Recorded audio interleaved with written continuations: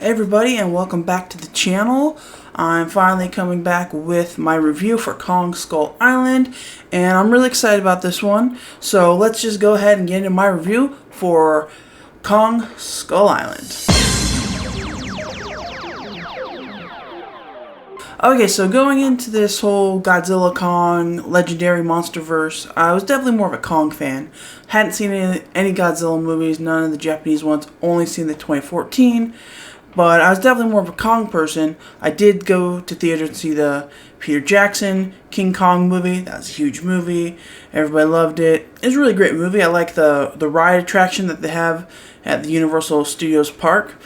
And, you know, I have seen the old original 1930s King Kong movie. I still think it's pretty good, actually. It still kind of holds up. Obviously, you know, the animation is a little wonky, but I think it still holds up pretty well. And growing up, I grew up with the movie Mighty Joe Young with Charlize Theron, which isn't King Kong, but it's kind of like King Kong, basically. It's a giant, you know, really large ape and his friendship with a woman. That's a really fun Disney movie. So I definitely was more Team Kong. So going into Skull Island, I had a lot of hopes. I really loved the trailer. I really liked the cast. We'll get into them. And so, yeah, so I really had a lot of hopes going into Kong Skull Island. And I gotta say, you know, they were met, and I like the movie. I think it's really good. It's not great. You know, it's got some problems, but I have a lot of fun with Kong Skull Island, much more than the Godzilla movie. So, you know, that's kind of my background on the Kong, you know, versus Godzilla. I'm Team Kong. But let's go ahead and get into the movie. So it opens up with a World War II plane crash between, you know, American and a Japanese pilot, and they crash on Skull Island, and they're fighting each other until we get Kong, right? And then we'll get back to, you know, that story like later, but I really like that opening setup. I really like, you know, first off, being in the World War II era. That's always a great era, like just stylistically, looks, everything. And then also the story that, like, these two rivals, you know, were at each other's throats, you know, because it's World War II, but then something bigger, a different, bigger presence has to bring them together. I like that story. I think that's always a good story. And we get just a little tease of Kong. Just a little tease of Kong. So I really do like that opening scene. And then we kind of just go to the sort of real setup of how we get to the island. So we meet John Goodman's character. And I'm just going to call these characters by the actors' names because there's too many characters and I don't remember all of their character names. So we get John Goodman and Corey Hawkins, who's like his assistant geologist. Anyway, they're going to the senator. They're like, we got to get to Skull Island. And so it's kind of, get a little backstory. They work for Monarch. So anyway, blah, blah, blah, blah, blah. They get to Skull Island, right? They're kind of using it as like, we got to discover what's on this island. There could be, you know, cures for, you know, cancer and miracles and everything. But really, in the background, they're looking to prove the Hollow Earth theory and to prove that Mudos do exist, because there's a little backstory given later in the film, John Goodman's character, that says he was on the USS Lawton, I believe, and that ship went down, but he survived, and I think he saw Godzilla maybe, and I think this is actually a backstory they touch on in the Monarch Legacy of Monsters TV show, so hopefully, I think we'll get to that later. Anyway, it's a good little background. John Goodman, I like these kind of weird roles John Goodman's doing, like this and 10 Cloverfield Lane. So I like his character. A lot of the characters in this, you just cut. Like Corey Hawkins' character is kind of redundant with his, like, the Asian girl sidekick that he has. Like, I think, like, she has, like, another interesting story. Like, she has like a family legacy history too. They don't touch any of that. But anyway, then we get them recruiting Tom Hiddleston, a.k.a. Loki, from the Marvel movies. And I like Tom Hiddleston's introduction. And then we also get Brie Larson, a.k.a. Captain Marvel, from the Marvel movies. And we also get Sam Jackson, Nick Fury. So, you know, a little mini Marvel reunion here. And I actually like, you know, Tom Hiddleston and Brie Larson in this role fine. I know a lot of people were like, they're kind of blah. And it's fine. You know, they didn't really work out the way they wanted it to, like a big blockbuster movie they were hoping to star in. But it's fine. They're fine in here. They're, you know, fairly charming and charismatic and good to look at. So, but other than that, they really don't have like they don't really do much and I would say that's kind of a problem. Sam Jackson's character is kind of interesting because his troop is like in Vietnam. Vietnam's wrapping up and they're ready to go home in like 2 days. But then Sam Jackson, he can't go home. He's like messed up by the war and he's like still in war mode. So he volunteers his crew to be the escort to Skull Island. And then once they get there, Kong takes out some of his guys in the helicopters. And so then he's got like this revenge against Kong storyline going on, which is really like crazy and everything. Like it's like he's way out there, but it's kind of it's at least something for him to do versus the other characters. But so anyway, let's get to the main event, Kong. So I do like that this movie's like set in the Vietnam era, creates a good background, good aesthetic and everything. And I do love like the setup to like getting into Skull Island with the helicopters and they're flying around the island dropping bombs. Like that's a really great fun scene. And then out of nowhere, just a giant like tree trunk comes thrown through the air and we get Kong. So Kong is awesome. I will say my one criticism that I have, which I also had by Godzilla, is Godzilla was way too big. Kong is huge. Kong is way too big. And he's not even fully grown yet, they say. He's even bigger in Godzilla vs. Kong movie. But he's still too big. It's like, how can you interact with this character? They're just too big. But I guess that's the point, right? They're titans. They're Mutos. They're supposed to be too big. But Kong's awesome. The CGI on Kong is like the detail on his fur. Like when he's in the water. Like the detail is great. Like the CGI in this movie is like amazing. There's a few parts where it doesn't look so great, but on Kong it looks great, and I mean it looks just as good as those like Andy Serkis, Planet of the Apes movies, like, or even better. So I really do like this version of Kong. I really love all the shots. So they have, him kind of like swatting at the helicopters, jumping around, which is like an homage to the classic King Kong story at the end where he's swatting at the planes. And then there's a scene where he's got like shaking the helicopter and like the pilots fall into his mouth. I don't know. I think that might be a reference to something, maybe The Ride or something, but it just looks visually like super awesome. So the visuals in this movie, I think, are like really done very well. The silhouette of Kong against the sunset is amazing. So yeah, the look of this movie is great. This movie looks really great. It has fun scenes. The music in this, the soundtrack is really great from that 70s era, 60s, 70s era. So, I mean, on all of that, like, just really makes the movie a lot, like, just even more fun as opposed to the Godzilla movie, which was all kind of muted colors, not really fun, no fun music or anything. I still recommended that movie. It's still pretty good. But this is just like, takes your excitement level up a bit more. And that opening with Kong and the helicopters is just awesome. And then, of course, Sam Jackson says his classic line, "Hold on to your butts," which, is from Jurassic Park. I love that Sam Jackson, like, just has these lines that he says, and he's, like, just says them in all these movies and stuff. It's like his, it's his thing that he does. And, yeah, he's definitely a good character in this. And then we get, he has all his troops. And, there are a lot of recognizable actors in there.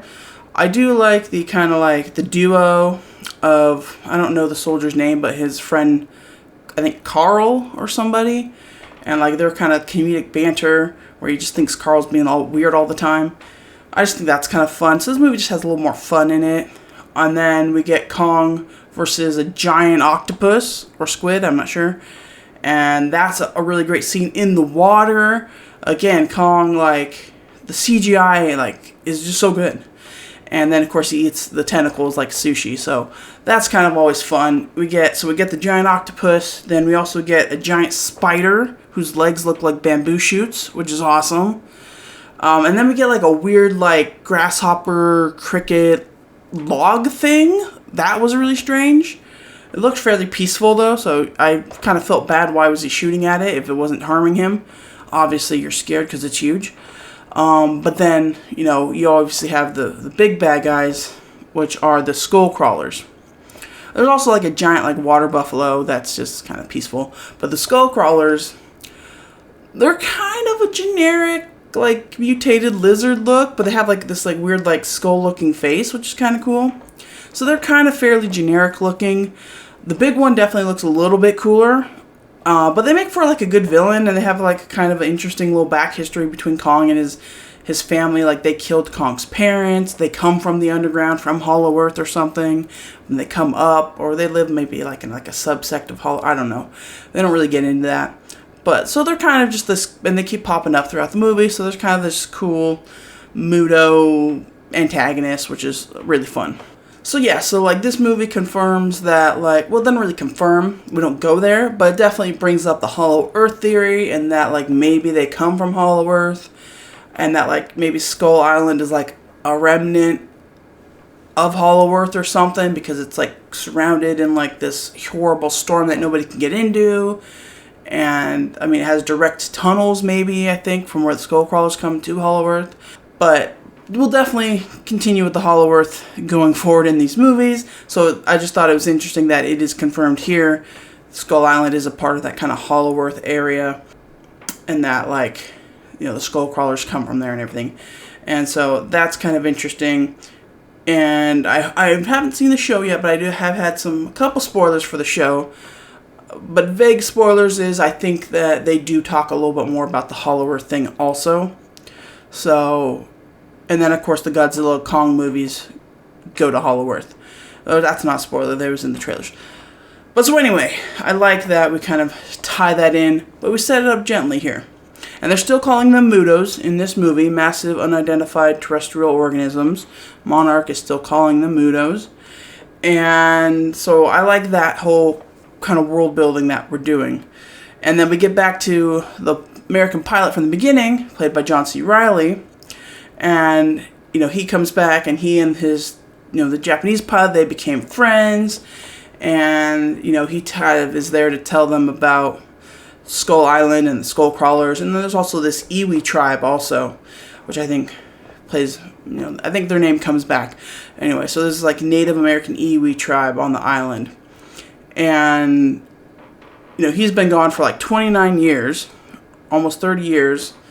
And it's a kind of a good story because, you know, they have a little end credit scene of, you know, him returning home to his wife and his grown-up son, and a nice, sweet little reunion. So I do kind of like that. We kind of get his story, you know, in like at the beginning, in the middle, and then at the very end. I like that kind of continuation of that character story. He's a fun character, he provides a lot of comedy, but I don't think it feels out of place in the movie. You know, originally when I watched the trailers, I was like, oh no, John C. Reilly, it's going to be this weird comedy movie. Not that I don't love John C. Reilly, but those are their own separate movies, right? But actually, he's fine. I mean, he kind of has one scene where he overdoes it, but other than that, he fits in fairly well. Again, I like the cast. Tom Hiddleston doesn't do anything. Brie Larson, I think her character is only here because they need some sort of female for Kong, because like that's like the classic Kong dynamic, is Kong and the damsel that he loves or something. They don't do a lot with that, but they have like a tender moment, and she like helps save him with a flare gun or something. So I think that's the only reason she's here. And she's fine in the role. They're all fine in the role. But the movie is Kong's movie. So the big battle at the end with the big skull crawler is a lot of fun. I love Kong takes like a chain and like wraps it, you know, uses that as weapon. He like wraps like a propeller blade on his fist and uses that to fight. So that's kind of the cool thing about Kong, is that because he's an ape, he can like make tools and stuff to fight, and that's pretty fun. And then he cracks the skull crawler's head, and so it's a really great scene. I do like the end scene. And then they wrap up, you know, the Samuel Jackson story with, you know, him trying to blow up Kong, but then his people turn against him. I think he dies anyway. But yeah, this is Kong's movie, and Kong is great in this, and this is probably my favorite of the movies. It's definitely better than Godzilla, I'll say that. And then there's the end credit stinger of the Monarch trying to recruit Tom Hiddleston and Brie Larson and introducing them to the world by saying, oh, we have all these other monsters. And it's really kind of just a teaser to set up Godzilla King of the Monsters, because you see Godzilla, you see Monster Zero, Ghidorah, I think you see Mothra, and then they play the Godzilla roar. So it's a setup for that movie, which is, you know, that's fine. But I would really like to see, like, what happened to like Tom Hiddleston and Brie Larson's characters. Did they join Monarch? Like, was this something they went off and did after this movie? I would like to see that continuation. We're never going to get it. This movie I don't think did super well box office wise. Like, if it had been great and everybody loved Tom Hiddleston and Brie Larson in it, sure, they would have done like a spin-off thing with them, but it didn't. So anyway, I really enjoyed watching Kong Skull Island again. I think it's a lot of fun. I think Kong is awesome. The CGI in Kong I think is great. It's got a great soundtrack. It's got great visuals to look at. The characters are a little weak, but there's some good characters in there as well. Again, Sam Jackson, John C. Reilly. There's some good characters in there too. But yeah, just overall, I think it's just a fun Kong movie. Once you kind of adjust your expectations, you're not going to get the classic Kong story. You're getting a new Kong, huge Kong, and you get to see Skull Island and spend your time on Skull Island. And I think that's a lot of fun. And so, yeah, I had a good time with Kong Skull Island.